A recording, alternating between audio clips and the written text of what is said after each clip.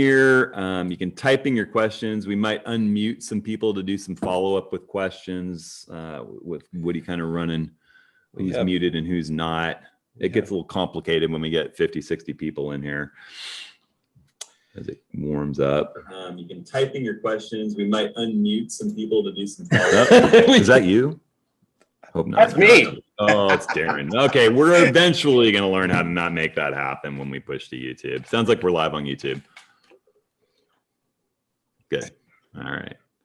Okay. Well, so it's 10. I guess maybe we'll give it just another second as people are joining, but it's good to see everyone. I know we've got a lot of people on YouTube today. We've got all of you guys here on Zoom. We're going to talk Nikon. Nothing but Nikon. Yeah, today. Well, pretty much. Yeah, pretty much nothing but Nikon today. There's a lot of questions, you know, and for weeks and weeks and weeks, we do these office hours and we've got lots of people that shoot different kinds of gear. And so, you know, there's always Nikon questions because of the YouTube videos I do about Nikon. And it's like we push them to the end and we don't have time to get to them all. So we have a lot of questions. So we have a lot of questions. It's mainly going to be Q&A. So, you know, if we talk about something and it piques your interest or you have a follow-up, you know, hit us. And I think, you know, there might be times where if Woody can, he can unmute someone that we're talking about the question. We'll work on that. Mainly we keep muted because we can't have, you know, people talking at the same and understand anything that's said.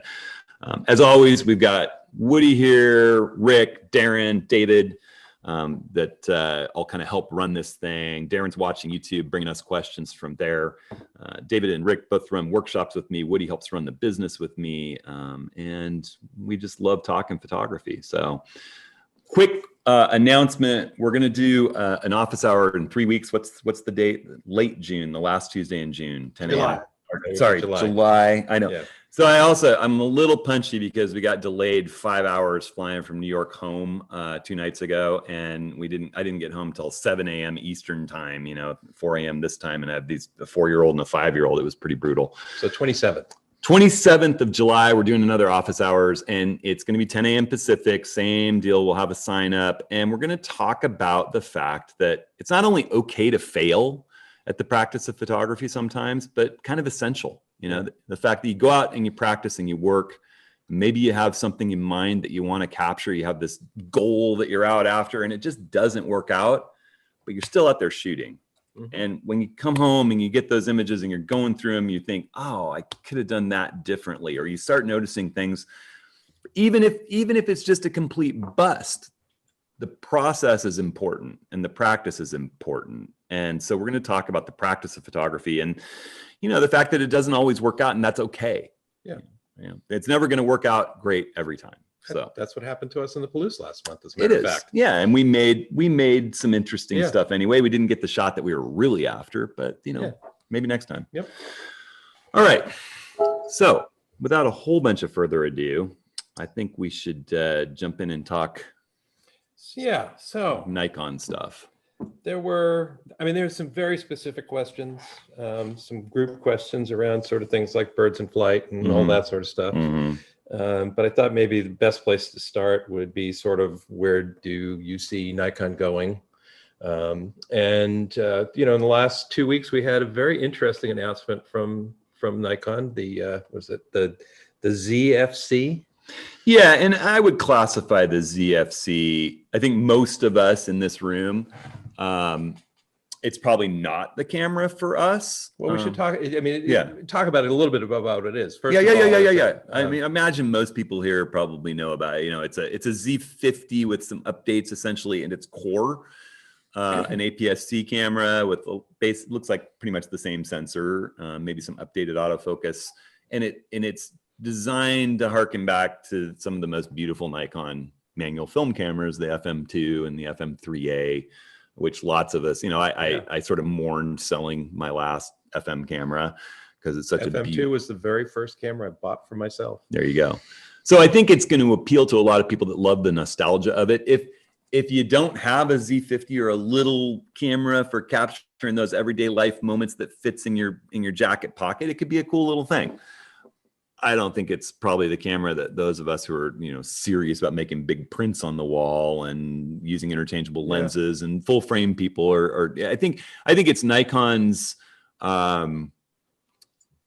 You know, it's them. I know Rick had the phrase "spaghetti against the wall." I think this is another one of those Nikon's throwing something up to see how it flies. They did a similar camera, what, 5-6 years ago or longer than that. The oh, they did the DF. The DF, right? You know, that kind of was designed to look a bit retro. Yeah. I look at the FC and I think I don't want a camera that looks like an old camera. No. You know, I don't want that to be the aesthetic. What I want is a good camera. I mean, yeah. You know, you look at Fuji with the X100 series. Yes, they have a retro look, but you know, they've got that really cool hybrid viewfinder. They've got all sorts of stuff in it that, you know, is designed to fit that rangefinder look. Yeah, I don't think we should spend a whole bunch of time on it unless people have specific questions. But I will say that I think that Nikon's goal is to try to rope in younger people who love that aesthetic that Olympus and that Fuji has, and a few old timers that loved the old FM and miss it and want to even kind of have it just in their pocket because they love the feel of that old metal camera with the click dials.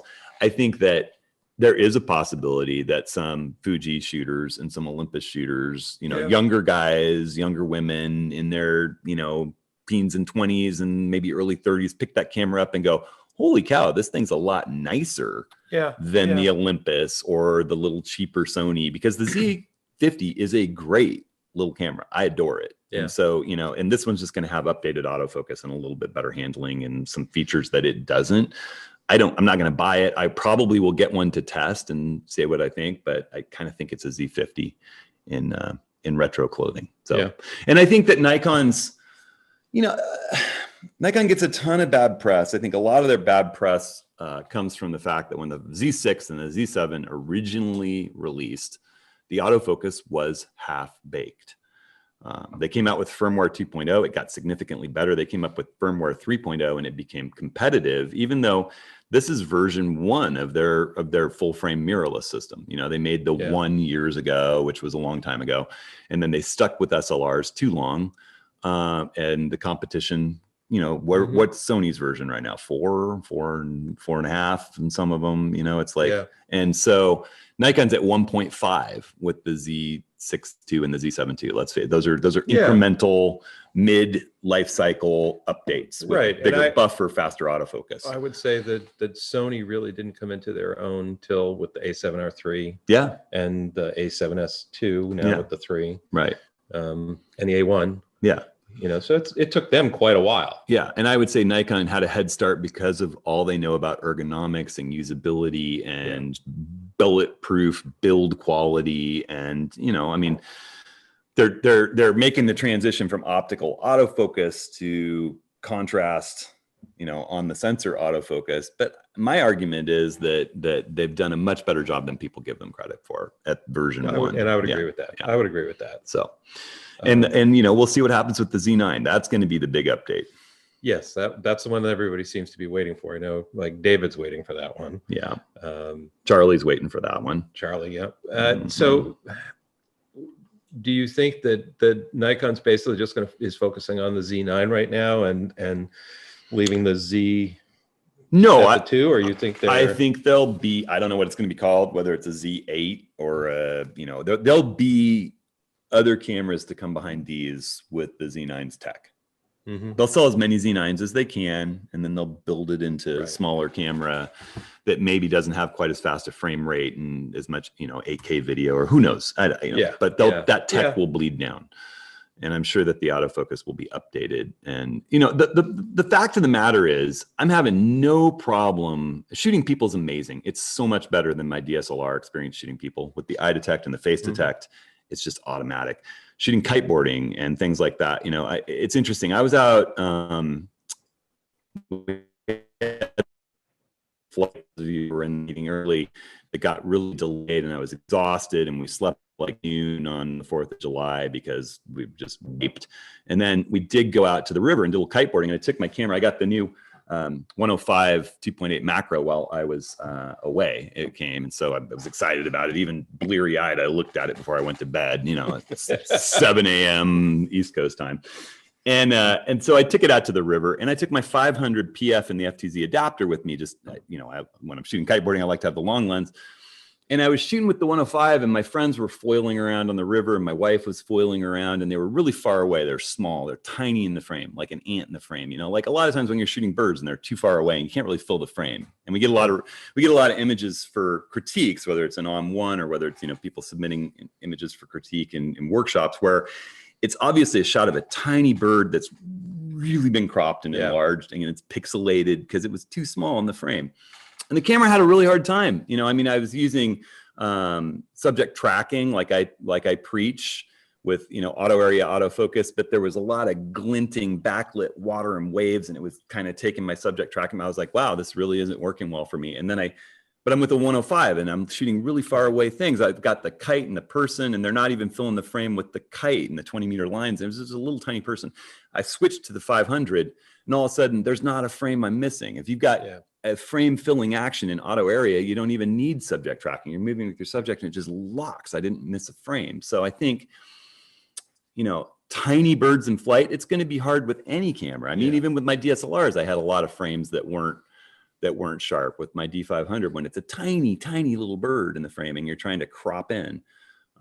But you know, that's my impression. I think that, you know, for those of you that asked, we had a lot of questions about what mode should I use for birds in flight or for action and sports. And I think that my choice is just almost always going to be auto area autofocus mode in the AFC. And the reason for it, if you've got frame filling action, if there's a large enough subject to make a really good image, and you're following that action with a longer lens, well, then, you know, it's going to pick the point automatically. It's really good at that. It's shockingly good at making a decision, kind of like matrix metering is really shockingly good at knowing what your scene is these days. It says, oh, that's his subject. He's tracking that. And it just locks it.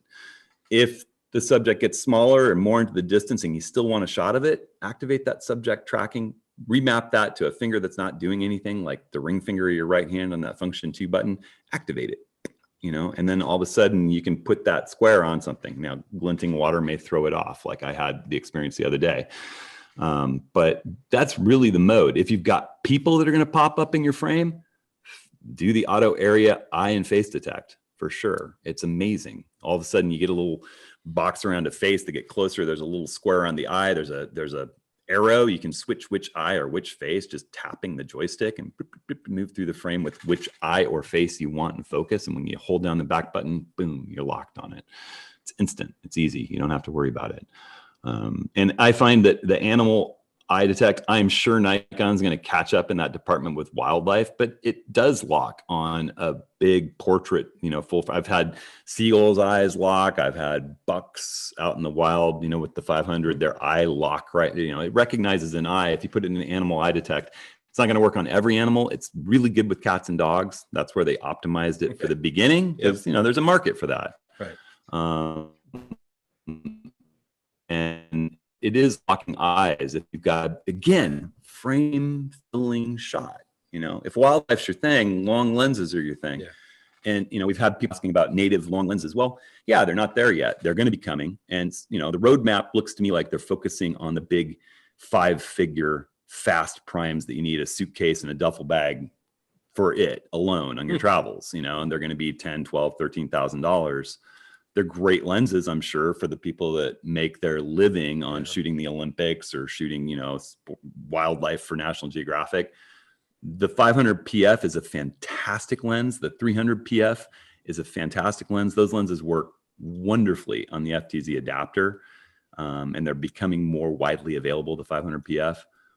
I have no problem throwing that lens on the camera and hand holding it at 500. I still find it a miracle lens, whether I'm on mirrorless or whether I'm on DSLR. And I'm not using DSLRs hardly at all anymore. I just don't need to. I love the auto area autofocus on the Z cameras. You know, you just got to work with it, master it. I can't imagine going back. The only reason I would pick up the D500 is if I know that the subject is way out there and I can put my 1.4 teleconverter with the 500 on the APS-C sensor, and all of a sudden I've got 1050. You know, and I don't want the 750 that I would get with it on the on the, or the 700 I'd get with. We were talking about the D500 yesterday. That's kind of really this unique DSLR that really, I mean, Sony has no comparison. No. I mean, it's just not. I mean, you could argue that there's some Micro Four Thirds companies that compete in that arena. The beauty is, if wildlife and sports is your thing, an APS-C camera with a long lens is a beautiful thing because it crops in on the sweet spot of the lens's projection and fills that entire sensor with a smaller crop of your scene. It brings action closer into you that's far, far away. Wildlife photography. You know, when I was in Africa years and years ago, I had a D300S with my old 400 3.5 mounted on it on, you know, zip tied into the roof rack of our safari vehicle on a gimbal. And I had the D700 with a 24-70 on my hip, so I could shoot closer in things with the wider angle camera. Or I had a 14-24 if there's a beautiful scene that I want the landscape of. And I had the long lens on the APS-C camera. It took 9 years for Nikon to move from the D300S to build the D500. You know, they don't come out with pro grade APS-C cameras very often, and really nobody else does. Yeah. So the D500, if it takes 9 years, the D500 and whatever Z camera they come out, that's a pro grade APS-C, it's going to be par for the course. You know, the reason I keep the D500 is that really great APS-C sensor in the 10 frames a second. So that probably knocks a few questions out. Yeah, they're not quite, actually not quite a few, but that kind of reminded me of another question, which was, you know, when are we going to start seeing third-party lens manufacturers jumping into the Z market? That we did a little bit of research there, and it's really, you know, it's a couple of Korean or Chinese companies that are doing some stuff. But, yeah. You know, you're not getting Takina, no. Sigma, Tamron in there. And that was really interesting because the question came up from you guys. And once again, doing what I do, part of the joy of doing these workshops and doing these office hours and the YouTube and responding to everybody in the community is I learn a ton that I might not be motivated to go out and find out by myself. So in doing the research, it's interesting. You know, I will say there is one category where Nikon is squarely behind Sony and Fuji and some of the others, and that is marketing and some of their business practices. I think their engineering department, especially when you look at the optics of the lenses and how well they've done by version 1.5 with these cameras and the build quality, they're killing it. Sony has an American marketing team and listens to the Americans that tell them about what the market wants a lot. And Sony has made the decision to license their autofocus technology to all the third-party lens manufacturers. Nikon has never done that. Canon has never done that. So these companies have to reverse engineer their autofocus systems. So in the past, it was Nikon's optical autofocus system or Canon's optical autofocus system. So they're working on it, but this is a more complicated autofocus system coming off the sensor. So these companies have to reverse engineer the autofocus. So that's why you see Korean companies like Rokinon, Chinese companies like Nisi coming out with lenses for the Z mount and for the RF mount, because they're just manual focus. They're not working on the autofocus. They're not even working on the mechanical or the electronic coupling to get lens data into the camera to tell, you know, when I shoot with my Sunstar lens, the Nisi, which is a beautiful, optically beautiful lens that throws a beautiful Sunstar at f4. It's crazy. It doesn't tell me what aperture I shot it at. All I know is what shutter speed. And what ISO. I have no idea about aperture or what lens it was when I look at the metadata. That it's just a piece of glass with a manual focus. Well, and that's an aperture ring. That is one of the things that when Sony came out with the A7, the very first camera, they made a point of saying that we're going to have this open. There are going to be adapters. There are going to be third-party lenses, and you know that was to try and grab market share because they had absolutely no market share. Oh yeah, they had zilch. Yeah. So and they really worked on big, heavy, expensive, top tier lenses because they didn't have them. Yeah. And the to a fault with some of their lighter weight f4 glass that was kind of half baked. Like you and I had the 24-70 for the Sony, and it just was not a great lens, the f4. And then they finally came out with the 24-105 is a great piece of glass. Yes, it is. Yeah, that's a wonderful lens for Sony.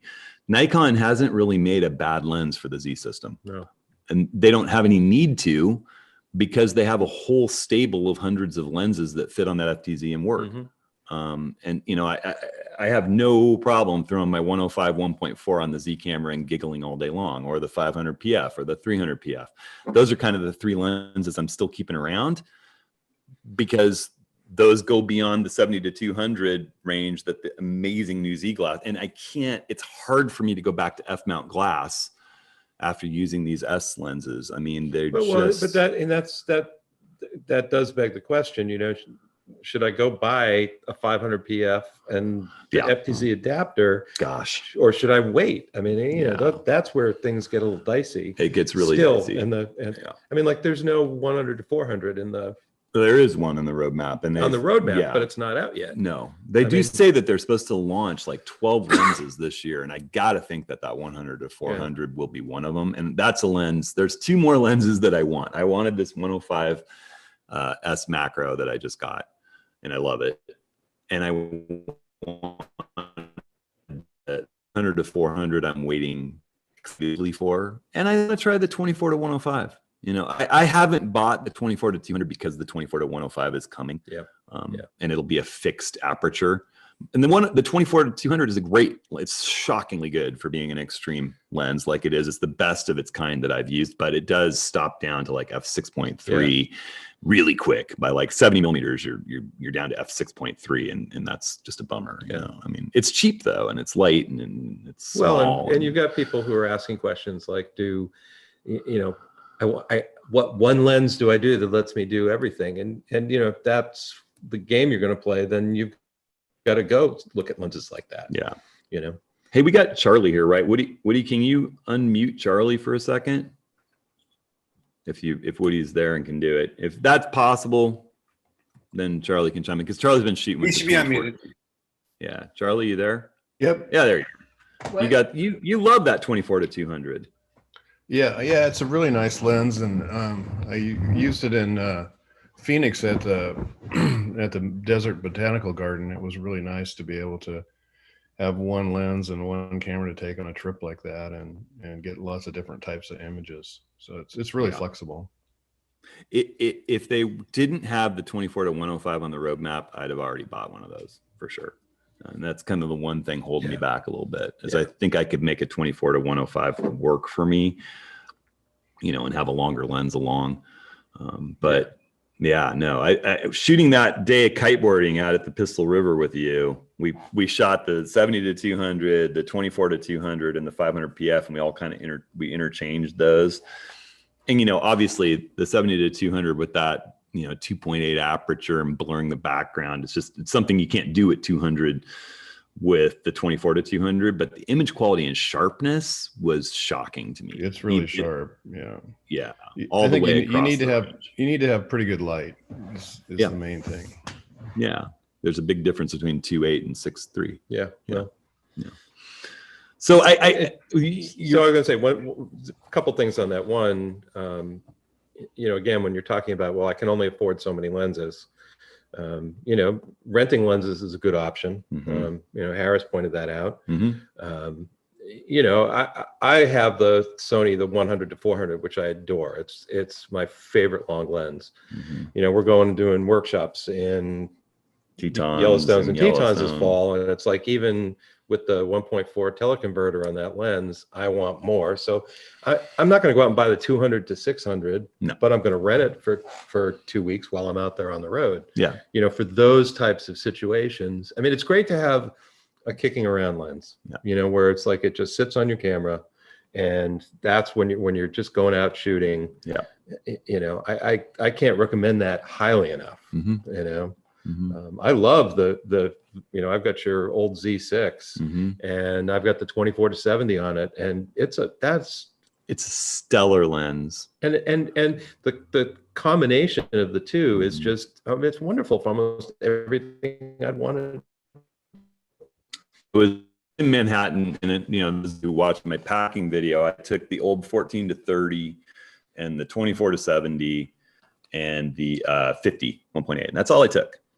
on the Z7 II, and I used the 14 to 30 for maybe 10 shots. You know, I was in the what's the beautiful train station down at Ground Zero, the Oculus. You know, with the, yeah, that's now at World Trade Center.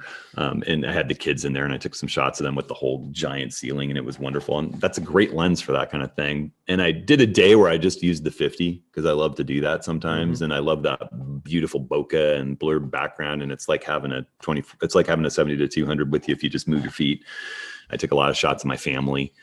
And then, but the 24 to 70, I used 90% of the time. And I'm just, you know, I mean, Rick and I were going through some of my pictures from New York yesterday when he got here. And I'm just like, I'm just blown away with how sharp that f4 lens is, wide open, you know, cityscapes. And it's just such a good lens. I personally can't bring myself to spend the money on the 2.8 because the size, the weight, it kind of messes up the way my bag's configured, and it's so expensive. And the f4 is so sharp. Yeah. And I can throw the 50 in there. It's cheaper to have the 24 to 70 f4 and the 50, and it takes less room in my bag and less weight. And if I need that low light ability and beautiful bokeh, I just grab the 50. I love that lens. So. Yeah, I'm kind of, my days of lugging around a 24 to 70 2.8 are past me as well. Yeah. I don't see the need. And I think for a lot of people, you know, if night photography isn't your thing, I think that the 14 to 30 is a fantastic lens too. It's very, very, you know, it has corrections built in because it has a lot of distortion that gets corrected automatically in Lightroom. And then, you know, if you're using on one, you need to make sure you got that profile logged for it. But with the corrections that Nikon built into it, it's quite amazing. So at any rate, what we had someone that did ask, what is, I like landscapes and I like wildlife. What is the one lens? Right. And it's that question. I get that a lot. And I don't know how to answer it because honestly, what we were just talking about a minute ago, you know, the biggest problem with the autofocus with any camera, I think, is trying to shoot wildlife with too short a lens. Yeah. Yes, you know? I agree with that. I think that if you've got it filled like a portrait subject, you know, the images that you love to look at of wildlife from the great photographers or the National Geographic, those photographers, they're shooting with really long lenses. You know, it was a revelation to me when David Archer brought that 500 PF on a workshop that I was at with him, and I shot with it birds and wildlife, and I was like, I got to have one of these. You know, I always dreamed of having the big 400 2.8 that David Archer also has, that takes the doubler. But now when I've got a handheld 500, all of a sudden you're like, oh, sports and action and wildlife. That's why they all have the big lenses. I mean, it's easier to autofocus on something filling your frame. It's interesting because, you know, look at our good friend Matt Kloskowski. He's a landscape photographer. And I can tell you, I've been out on the road with him shooting, and, you know, mostly he's got the wide glass, you know, 24 to 70. He has 7200. But in the last year, he's really gotten into shooting birds. Oh yeah, he's just and so now he's basically using all that long 200 to 600. You know, with the teleconverter. And that's the thing. I mean, you know, we see lots of images of birds that people have shot that it's just a crop.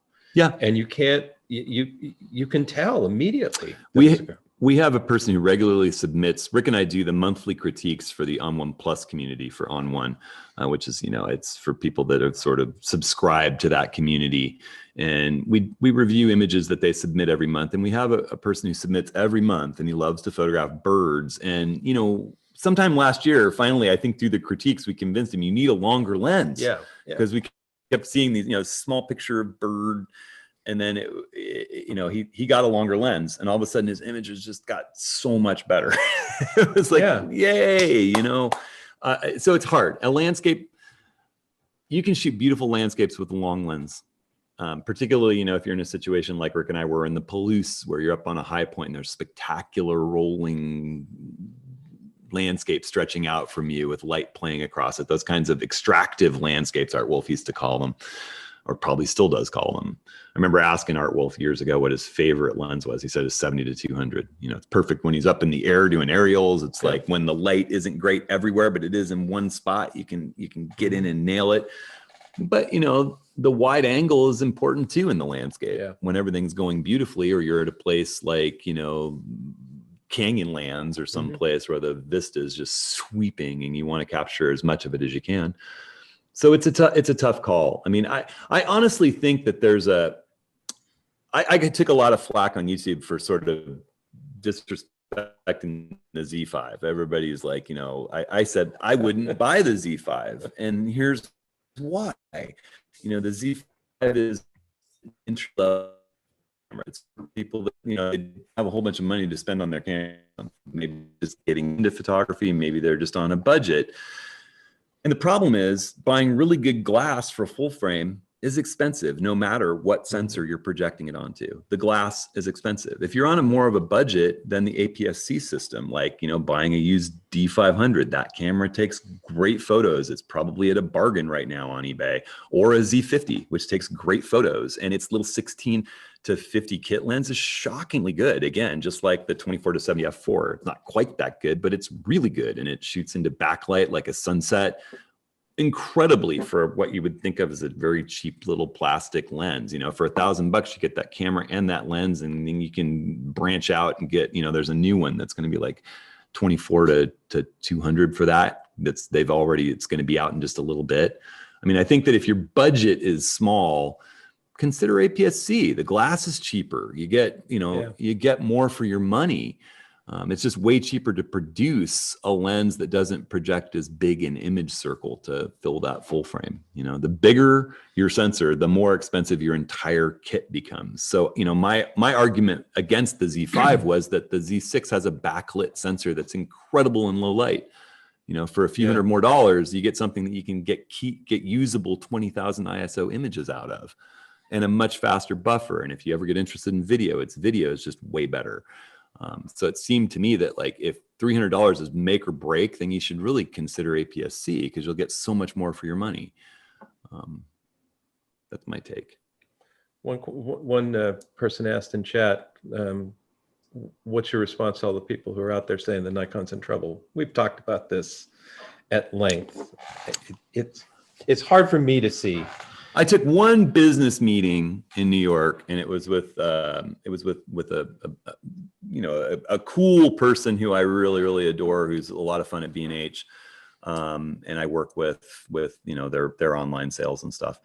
And you know, we talked about Nikon a little bit, and he said, you know, there are some things like we talked about.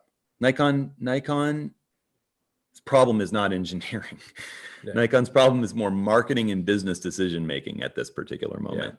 Yeah. And he said, you know, the best thing that could potentially happen to Nikon maybe is a change of management. And I think that that's the worst thing you can expect from Nikon. They're such a big brand with so much loyalty. Yeah. There are so many of us who love Nikon and have so much glass, and the engineering going into these optics is incredible. And they've got a whole pipeline of stuff gearing up. So I think if worst comes to worst, you're more likely to see them forced into the 21st century and Western way of marketing a little bit more. Yeah, I would agree with that somewhat. You know, the issue is, you know, I've dealt with Epson for years as a printer company, printer guy, and you know, Epson America has done a really great job of marketing their printers. Indeed. But in the end, you're still dealing with a traditional Japanese company that moves in traditional ways. And they just don't have as big a US marketing or worldwide marketing outside of Japan. So Japan drives a lot more of what happens. I mean, one of the things that I've noticed with Nikon in the last 3 to 5 years is Canon and Sony have done a much better job with the quote unquote ambassadors. Yep. You know, you see more of those people out there than you do Nikon. And that's one of the things that you know, that's almost intangible. How do you grow your market with these people that you give them a camera?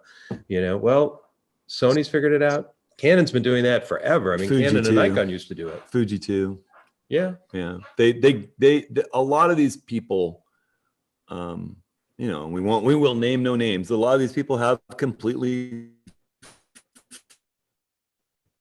with a very big budget every year to get everything that they want, and their contract is that they will never show themselves using something else unless Sony doesn't make that product. Right. Yeah. Right.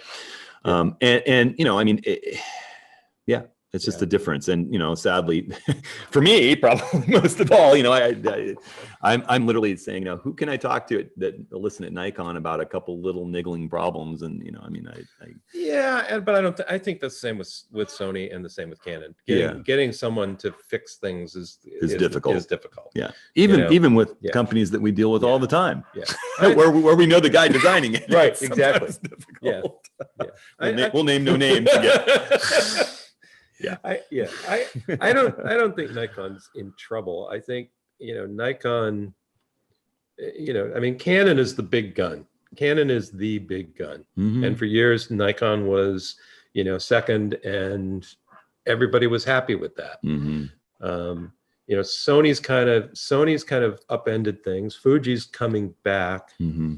but, you know, I agree with you. I mean, I've told anybody who's asked, you know, if I were starting today, I would not buy Sony. I would buy Nikon. That's where I would go. If that's what I tell people, you know, in terms of, you know, what you can get for a reasonable price, mm-hmm. you know, Nikon is probably the best system out there, you know. And there's no doubt in my mind that they're working very hard on, you know, I think that the autofocus issue is less of a capability issue and more of an interface issue. I think people just aren't used to and they're not educating people about it. You know, they're relying on people like me who they aren't talking to or giving cameras to. Yeah. And that's, again, to be fair, you know, Sony's the same way. Yeah. I mean, you know, you spend $6,500 on a camera, and the manual that you get with it is skimpier mm-hmm. than anything you'd expect to see. Yeah. You know, and they just, you know, there's a bunch of marketing videos that sort of show this thing, but they don't show how to use it. Yeah. And that's another sad state of affairs today anyway. I mean, that's kind of, everybody's doing it that way. Well, Nikon still has a very good manual. Yes, they do. They still have a very good manual, but they need, and they may just fall to me at some point to do like a little course. They need a pathway for people to move from DSLR into the mirrorless way of thinking, because it's very different. You know, in DSLR, someone asked about shooting banks with the DSLR, and you asked me about it, and I was like, I never used those. And then I thought about it last night. You know, a lot of times I process things when I'm sleeping or getting ready to go to sleep. Why am I so more reliant on the user settings with the Z camera, and I wasn't with my D850 and my D500? And it's an interesting little thing. You know, so with the DSLR, the way the technology worked, the dynamic area autofocus was what you wanted almost all the time in AFC mode. And I used back button autofocus. It worked relatively well. It didn't cover a whole bunch of the sensor. It covered the middle part of the sensor, but you'd move and you hit the button. And when you wanted to be not tracking, you just let off. So you could focus on something, let off. It was that mode for everything for me. Unless birds in flight, maybe I went to group autofocus if it was real erratic motion. But those are just the only two. I never used AFS. Even for landscapes, I used AFC, and I just take my finger off the back button, it stops focusing. It was everything: dynamic area autofocus and AFC mode. You know, it's like when I wanted autofocus, I pushed the button. When I wanted to stop autofocusing, I take my finger off the button. The dynamic area autofocus on the Z cameras is not great. It's more of a legacy mode, kind of like having center weighted metering on your camera was something for people that were so used to it, they're going to freak out if it's not there. You know, you're much better just using spot or matrix, because the matrix is so great and spot's super accurate. So the way to work with the Nikon, what I do is I set up my user 1, user 2, user 3. User 1 is for landscape for me. It's got exposure delay mode turned on. Everything's manual ISO, manual shutter, manual aperture. It's all the settings that I want on the tripod crafting a landscape photo. Click, I'm in it. The only thing that doesn't stick there, which is one of my complaints to Nikon, is drive mode. If I'm in high speed drive mode, I've got to flip down to single frame. For some reason, that's not sticky to the user menu. I don't know why. But then user 2 is set up for shooting people in travel photography. It's auto area autofocus with face and eye detect in aperture priority mode with auto ISO. And so that's going to track faces and people and automatically pick up subjects. And then user setting 3 is sports and action for me. It's shutter priority mode, 1,000th of a second to start with.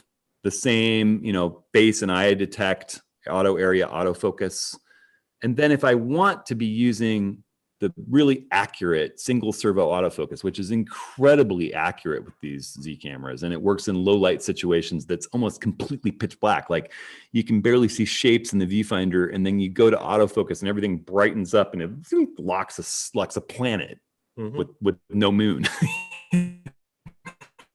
It's just crazy. Then I'm just in A or manual or shutter priority. Mainly I'm going to be manual. And so those user settings put me into, either the settings that I want for shooting on the tripod or motion, whether it's aperture priority or shutter priority.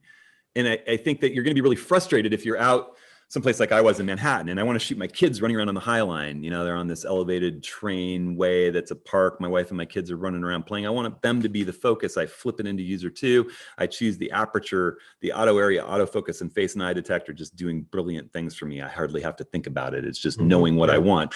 Shoot. And then I see this beautifully framed scene with the Empire State Building and gardens and a cool little market and just the landscape of it. I flip into aperture priority, click. And now I'm in single servo mode and I pick, I want that little market to be the focus point. It's about a third of the way into the scene, lock it. I don't want the auto area now. Now I want to precisely pick what I want. And so I am changing more. It's just it's both of them I find better than the DSLR autofocus, but you need to be switching. So I use those user settings all the time. I never used them with the DSLR. I just left it in dynamic area autofocus, switched between manual, aperture priority, shutter priority, occasionally went into group area autofocus. Is that it? I think some of that too is a result of the EVFs. Yeah. Because we're out there and we're not taking our eye off the eyepiece anymore. No, you can do everything you can review your images, change your menu settings. You can zoom in and check focus. Yeah. I don't need these nearly as much. Yeah. We're having it sounds like we're having some audio issues. But I don't think there's much we can do about it right now without taking everything down and starting over again. So. Oh, we need to be talking more at the mic probably. Maybe. All right. All right. Maybe I'm talking. It's a shotgun. If I get gesticulating and crazy, so I'll try to talk more to the mic. Let's see here. There was an interesting question, I think, about. We just kind of hit on it for a second. What was it? As I was talking, I remember there was a question about.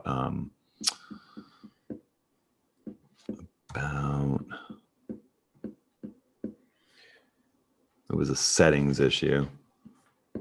Well, one person asked, there was an interesting kind of, you can keep looking for a question, but one person I remember asked if they should invest, they have a bunch of F-glass and they have an FTZ adapter, and should they invest? And they said in the heavier Z lenses. Yes. And I can tell you, my 14 to 24 weighs less than half of what my old 14 to 24 weighed.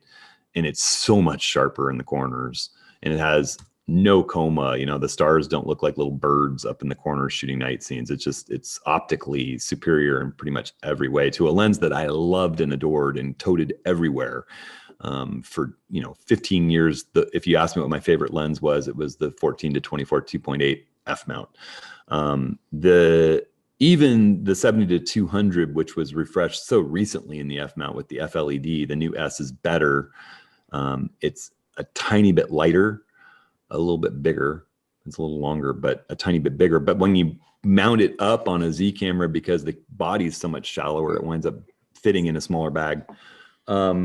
This new 200 2.8 macro lens is about half the weight of the old one. 105. Or 105, sorry, 105. But that all being said, if you're happy with your f-glass, if you have the top quality f-glass, it works great on the FTZ adapter. I shot my 70-200 f-LED for a really long time before the new one came out without real down in performance. I shot the 14-24 a ton. I still shoot the 500 PF and the 300 PF and the 105 1.4. Those are the 3F mount pieces of glass that I'm keeping for the foreseeable future. Well, I have to say that one of the downsides of the mirrorless revolution is, since everybody's selling they're selling fewer cameras, the price of the glass and the price of the cameras has gone up. Yeah. I mean, you know, and so if you've got some old glass that is great glass, you know, I'd hang on to it. You know, I wouldn't swap out unless there was a demonstrable need. Yeah. You know, and if I wasn't in this line of work, I would have been more than happy keeping the 70-200 f-LED. I would have. I would not have had a need to switch that lens out. You know, I was able to get a reasonable amount of money for it. It wasn't a huge amount for me to switch up, you know, but I mean, you're still talking $700-800 and time I buy the new one and sell the old one. And I probably would not have done that for the performance increase. But every other lens, I mean, especially the 51.8 and the 21.8 and the 24-70 f4 and the 14-24 2.8, they're just incredibly better than the old lenses that I had, like mind-bendingly better. We had a couple of questions about the high-speed extended mode and that's what caught my mind, because I talked for a second about how the drive mode is not sticky on the user settings, which annoys me. So we had David Archer, and David, you're not muted, are you? You're on there, right? Are you muted? You're muted. Okay. Well, nope, he's not. Oh, now he is. Unmute him, Woody, if you get a chance. So I'll ask the question. Hopefully you get unmuted, but David's been a long time. He loves his big D cameras, the D5, and he loves the D500, and he shoots tons of birds and wildlife, and he's wonderful at it.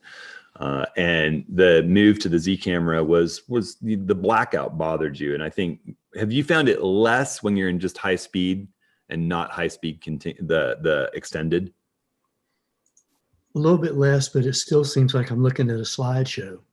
It takes a little getting used to. I will admit, you know, I don't notice it anymore because I've been doing it so long. And I'm sure that's something that's going to improve, and that's definitely improved. And Rick's, your A1's pretty amazing. Shooting fast frame rate with it. There's very little blackout. And I remember feeling that with the A9. You remember shooting DC's A9 in South Carolina, David? Yeah. Yeah. Really no blackout. So that's coming, you know, and I think that what Sony does, it drops the resolution a little bit in the viewfinder to keep up, so it doesn't have to transmit as much data. And Nikon's got that big beautiful viewfinder, but they have, you know, that's something that they need to do, and I'm sure they know that with the Z9. You know, they're not dumb, the engineers. But in the high speed continuous mode, the extended, there's two things that you really lose out on. You don't get a whole bunch more frames per second. And, you know, to my mind, when you're dealing with 9, 10, 12 frames a second, you know, depending on whether you're with the Z6 or the Z6 II or the Z7 or the Z7 II, it's still blazing fast compared to what we've had for decades. You lose 2 bits of data, which is a lot of tonal and color information. You lose dynamic range when you start shooting in the extended mode. You're going to lose dynamic range shooting 12-bit RAWs versus 14-bit RAWs.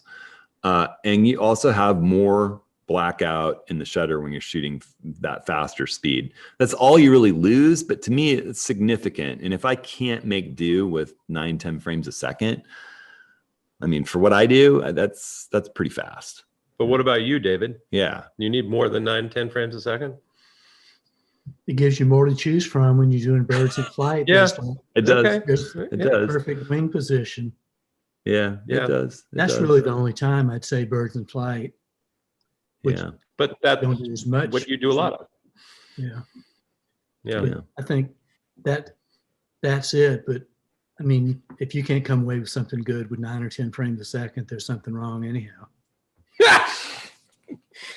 Well, you don't need 9 or 10 frames a second when you're shooting monkeys. So. I've got the little 4- and 5-year-old pair of monkeys that run around the yard, and it's the same kind of thing. It's that facial expression. Both of them have their eyes open, they're turned just right. I think that, I would say that, you should shoot with both and see what you think. But if you're shooting in really contrasty conditions, if it's bright daylight with dark shadows, I would suggest just using the high-speed continuous mode and not the extended, just because you are going to lose dynamic range, lose that depth. Those are orders of magnitude less total information. And then I think that I think that the key to adapting to the blackout is to shoot just a little bit wider. Here I've been talking about filling the frame with sports and action, but if you're completely filling the frame to the point where you can barely keep the bird in flight in the frame or the child running around space in frame, well, then it is harder when there's blackout to track the subject. And so I think that it gives you a little more croppability, a little bit more ability in sports and action scenes to get the composition that you wanted if you have just a little bit of room with them. I'm not talking about like it's just their eyes and their nose and their face in the frame as you're shooting the sports and action. I think that giving just a little room for your subject to flow through the frame lets you keep up. And that's been my technique of dealing with having a little bit of a stuttery feeling, and I've got adapted to it really well. I can pan motion with a slow shutter speed and track fast moving objects. It just takes a little adapting. It's different. Takes practice. It takes practice. Exactly. Yeah. Because I had the same complaint doing soccer stuff from D600 at 5.5 to Z6 at 12 frames per second, and it just took some getting used to kind of know what I'm doing and follow where people are going. It still isn't perfect, right? But it's manageable. Yeah.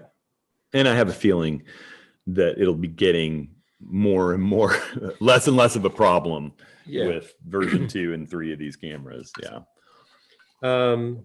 Okay. So a couple of questions. There was a question about light solutions, flash type stuff. We also had a couple of people who were asking just about metering in general, the Nikon modes. What do you use? And then it wouldn't be an office hours without a Milky Way question. If you got a Z6 and a Z7, how high do you push your ISO with either camera before noise becomes an issue? Boy, that one is. Let's take that one last. Let's close the hour out with that.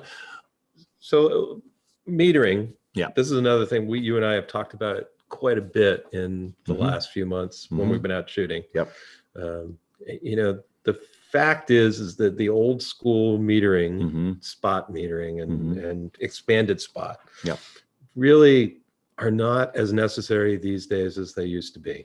No, I remember shooting film, being on expeditions in Alaska, and the old center weighted metering and the old original matrix metering in the F cameras. You would go to manual mode, and on a bright sunny day out in snow, the only real way to get a good meter was to get your hand in the light because it's close to neutral gray, meter off that, set yourself manually, because the snow just fooled everything. It was constantly wanting to turn the snow into a green grassy lawn, and then you get a black sky and everything's way underexposed.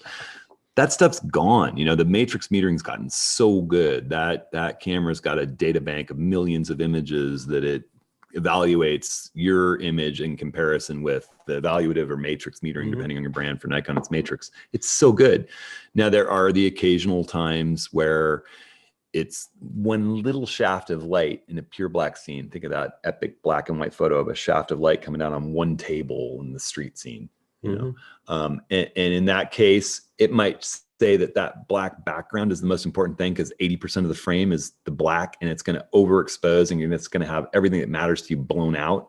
And that's where you go to spot meter and you put it on the table, and you just let everything else go to black, and you expose properly for that highly lit subject. Like my cat laying in a shaft of sunlight in a darkened house, where it's just hitting the cat's face. I want to just spot meter the cat's eye, So for me, it's spot or it's matrix, and 99% of the time it's matrix. And even when I'm doing work in the landscape, I am in matrix mode, watching in all manual, and I've got my little metering gauge on the LCD, and I'm watching it and I take a shot on the meter and then I look at the histogram and I adjust. You know, when I'm crafting an image, it's all about the histogram. I'm not really, the light meter is a suggested starting point, and I'm watching the red, green, and blue channels and making sure I don't blow all three of them out.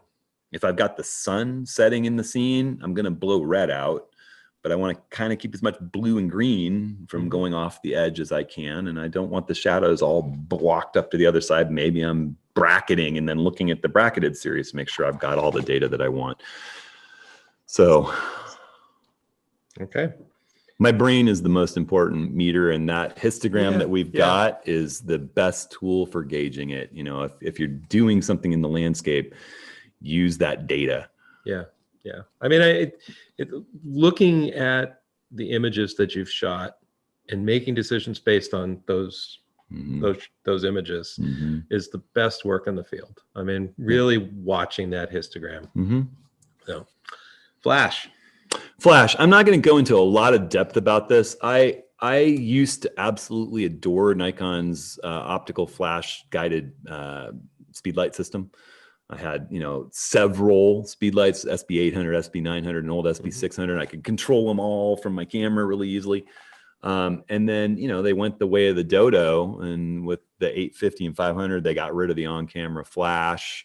And I bought one of those fancy, ridiculously expensive SB 5000s that's got the radio trigger, and I got the little radio trigger accessory, and it was all wildly expensive. And I thought, wow, you know, it's nice that it's radio, but Pocket Wizard's cheaper than this, which isn't cheap. And then Godox, you know, somebody, David got the Yongnuo, and then is Yongnuo, I think that's right. And then someone else suggested Godox, and I haven't done a video on it yet. I've literally had this gear sitting around for months, and there's just been too many other things to do, but I need to do a video on it because Godox makes, for me, the simplest solution, whatever camera brand you have. They have a hot shoe mounted controller where you can just hit a button for which flash you want to change and dial it up or down.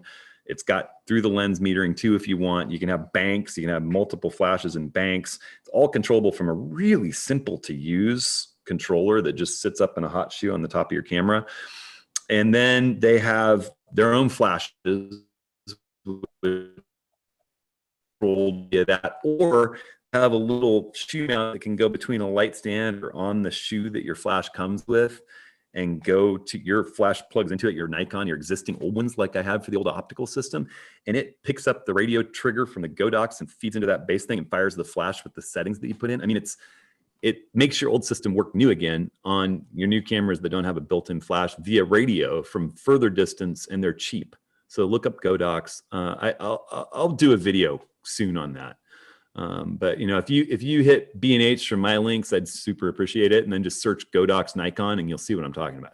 Yeah, it's fabulous, and it's easy. It's easier to use than Nikon's old menu-driven controller, because it's all just sitting up on top, and you just hit dial, or say bump all the flashes up together, or just one of them, and you can control tons of them through this little controller. And their flashes are cheap, and the little shoes that plug into your old flashes that you have laying in a box are cheap. So it's a really cool system. Okay. Milky Way. What settings do you use for the Nikon Z6 or Z7, the 20 millimeter 1.8 lens for Milky Way shots? All right. How high do you push ISO with either camera before noise becomes an issue? Well, there you go. So working on this course, I know it's been taking longer, but part of it is just because I keep finding new things to include, and kind of, I need to rethink that.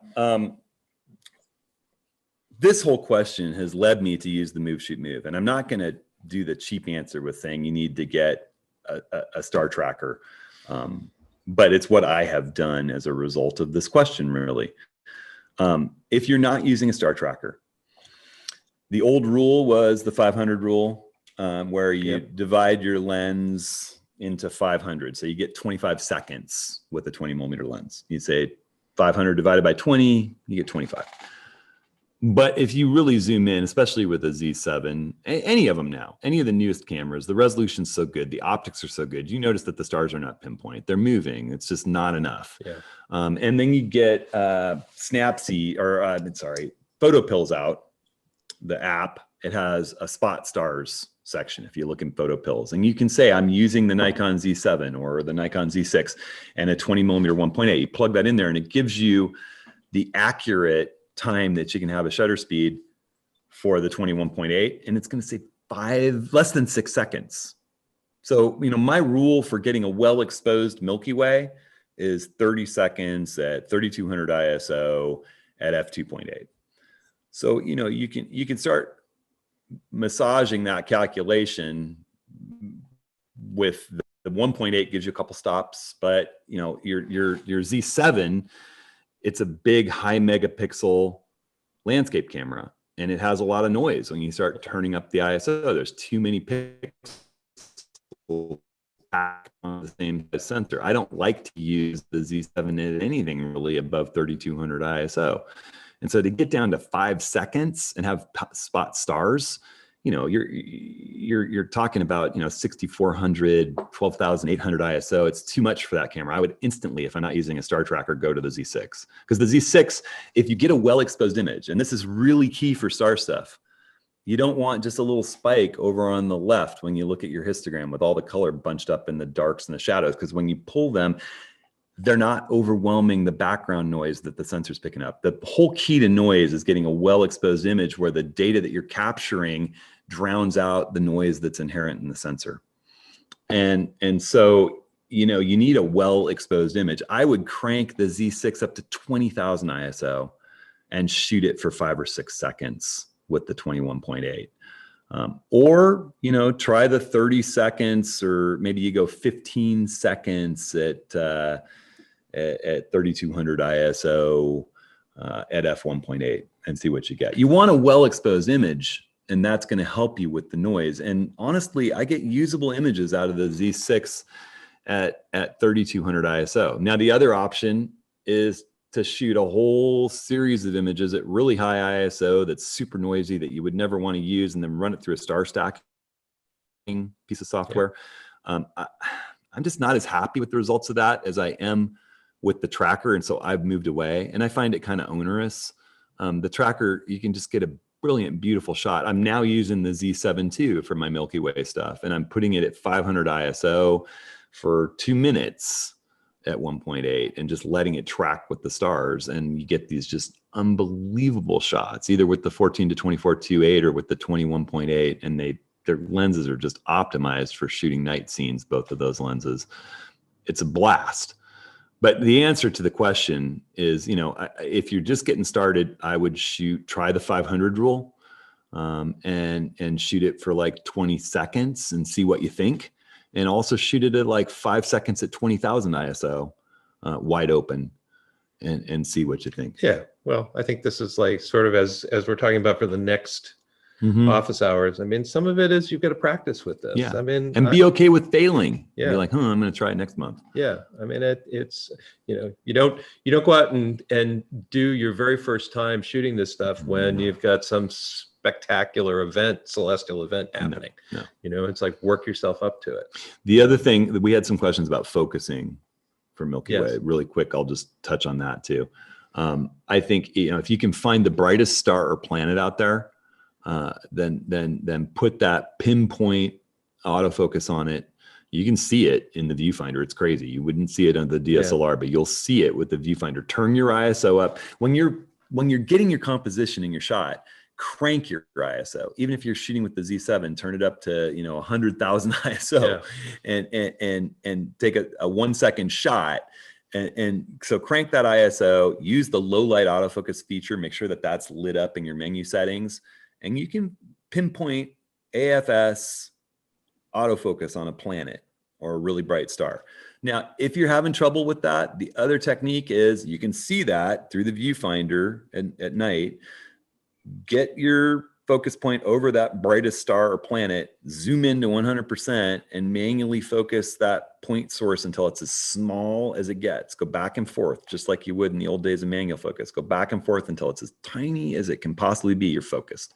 Take a shot, zoom into 100%, make sure that you are focused. It works great. It's you know, in the days of DSLR, I used to make sure that we all got out and focused on the horizon at dusk at that as you're getting the kind of gradient and there's blue, and you focus on the mountain range where it meets the blue of space, turning into a lot of focus out and tape. The focus ring's shut, so you can't bump it and wreck it when you're off having dinner before it's time to go out and shoot Milky Way. But you don't need to do that in the mirrorless age. You can focus it in dead of night with nothing but the Milky Way. It's pretty crazy. So okay, well, we've wasted another hour of your time. Do we cheat them how? Yeah. And we'll be back on the 27th with practicing to fail. Yeah, exactly. Yeah, we both listened to a great podcast that I could recommend. I've really been enjoying the Ezra Klein show. It's a New York Times podcast, and he was talking with Jeff Tweedy, who's a songwriter. And the title of the podcast was Jeff Tweedy Wants You to Fail, or wants you to be bad at something because it's good for you. And it was just an interesting discussion about the creative process. And it kind of spawned us saying, well, let's translate that into photography and talk about it, because it's true. Right. And this is something we talk about all the time. Is practice. Yeah. Yeah. And you don't always get what you want. But if you try some. All right. Registration for next time is open, y'all. So HudsonHenry.com/office hours. I called it How to Fail in the Best Possible Ways. There you go. And if you have questions, specific questions about practice, please ask them. Mm-hmm. Indeed. Hey, it's a great session. Lots of good questions from all of you folks. There were some people asking if we'll ever do one for Sony. They're probably not here. Like, why would you do that? I don't know. We might. We'll query people about whether they want that or not. But we'll have a little side Sony session, or maybe just what brand? What do they call them? Working groups. We'll have a working group. Yeah, there you go. All right. But it's good to see everybody's faces, and I see a lot of faces that we're going to see in workshops really soon, and I'm excited about that. It's really, really fun to have things open and back up. Harris, I see you too, giving me a Harris. big thumbs up there. All right. Okay, everybody.